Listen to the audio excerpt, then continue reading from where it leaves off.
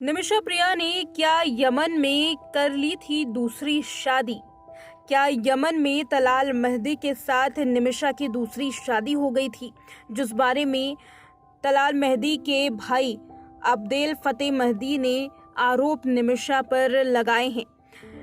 Court room में निमिषा पर ये आरोप लगाए गए तलाल मेहदी के भाई के जरिए कि यह महिला झूठ बोल रही है। महिला ने उसके भाई तलाल मेहदी से शादी कर ली थी, जिसके बाद अपने ही पति की जान ले ली। ये आरोप लगाए जा रहे हैं पीड़ित परिवार के जरिए। आखिर इस आरोप में कितनी सच्चाई है, चलिए जानने की कोशिश करते हैं। 34 साल की निमिषा यमन की जेल में बंद है और कोर्ट की कार्रवाई चल रही है। भाई अब्देल फतेह मेहदी, जो कि पीड़ित परिवार से है, उसका कहना है कि निमिषा ने तो उसके भाई के साथ दूसरी शादी कर ली थी और विवाद के कारण निमिषा ने अपने पति की जान ले ली, जिसके तहत कोर्ट ने सजाए मौत महिला को सुनाई है। भारतीय मूल की निमिषा अब लगातार अपनी आखिरी सांसें गिन रही है, लेकिन इस पूरी कहानी में कितनी सच्चाई है और कितना झूठ, ये अब तक सामने नहीं आ पाया, लेकिन निमिषा को सजा जरूर मिल गई है। निमिषा के खिलाफ जो आरोप लगाए गए हैं उस पर कोई भी सबूत की रिपोर्ट सामने नहीं आई।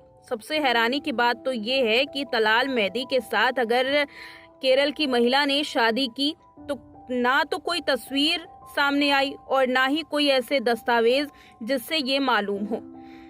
ऐसे में अब्देल फतेह मेहदी का जो आरोप केरल की महिला पर लगाया गया वो कहीं ना कहीं अभी भी संदेह के घेरे में बताया जा रहा है, मगर यमन की अदालत ने शायद इस मामले में कोताही बरतने की कोशिश की।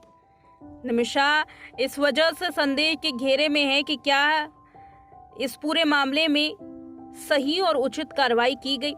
कोर्ट के फैसले जो लिए गए, क्या इस पर दोबारा से गहन विचार किया गया? वो सबूत आखिर कहाँ हैं जिसके खिलाफ निमिषा को इतनी सख्त सजा दी गई है? अब्देल मेहदी ने जो आरोप भारतीय मूल की महिला में लगाए, उस आरोप में कतई सच्चाई नजर नहीं आ रही।